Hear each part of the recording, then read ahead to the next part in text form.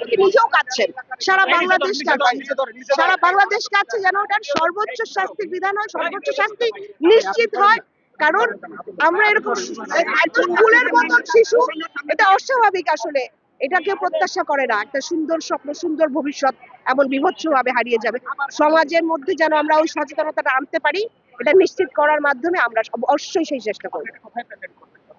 সবখানে আমাদের অবশ্যই প্রধানমন্ত্রী সহ প্রশাসনের যেখানে আইন বিচার বিভাগে আমাদের আইনমন্ত্রী অলরেডি এটা নিয়ে আপনারা জানেন আজকে এরকম কাজ করছে।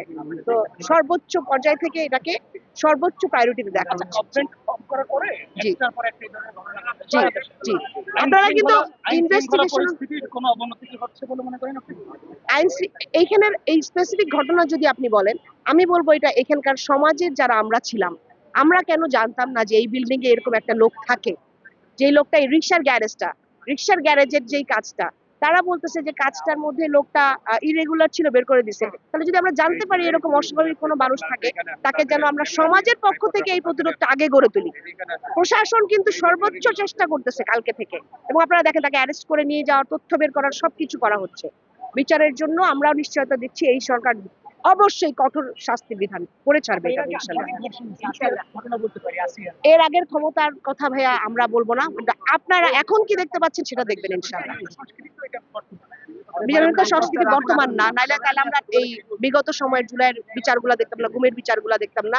আমরা যারা মায়েরা, আমরা যারা চাই, আমরা অবশ্যই চাই এটার কঠোর শাস্তি হবে, এবং এটা ইনশাআল্লাহ আমার সরকার নিশ্চিত করবে।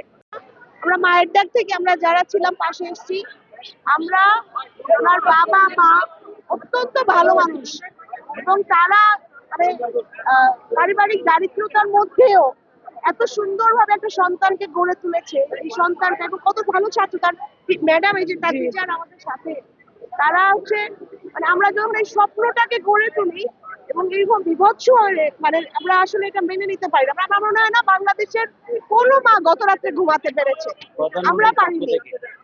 আমরা সর্বোচ্চ কঠোর শাস্তি চাই এখানে, এবং এটা আমি জানি আমাদের আইনমন্ত্রী অলরেডি বলেছেন, প্রধানমন্ত্রীর পক্ষ থেকেও এটা বলা হচ্ছে যে এইখানে দৃষ্টান্তমূলক শাস্তি হবে। প্রশাসন যারা এসছেন এখানে তারাও নিশ্চিত করে গেছেন, এবং এত বড় নৃশংস ঘটনা যেন বাংলাদেশে আর না হয়। সামাজিক ভাবে যেন প্রত্যেকটা সমাজে আসলে সচেতনতার দরকার। আমার বিল্ডিং এ কারা থাকছে, আমাদের বিল্ডিং এ এই মানুষগুলা কেমন, এই জিনিসগুলো জানাও দরকার। যেখানে যে গ্যারেজে কাজ করে, এই গ্যারেজটাতে আসলে কি কাজ করতো, এই জিনিসগুলো ওনাদের পক্ষ থেকে, বাবা মার পক্ষ থেকে সবকিছুর আসলে যেন আমরা বৃত্তান্তটা বের করতে পারি, এটাই তাদের দাবি। তাদের পাশে আমরা সর্বাত্মক থাকবো। প্রত্যেকটা শিশুর নিরাপত্তা নিশ্চিত করাই কিন্তু আমাদের নতুন বাংলাদেশের জন্য আমরা চাই। আর এইরকম মানে অস্বাভাবিক যে সমস্ত ঘটনাগুলো, এই মানুষগুলো তো আসলে আমার মনে হয় স্বাভাবিক না।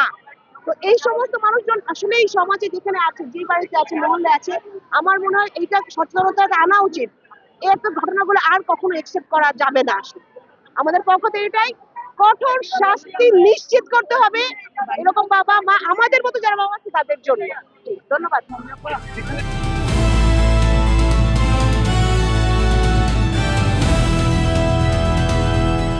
দিনাজপুর টিভি, মানুষের জীবনের কথা বলে।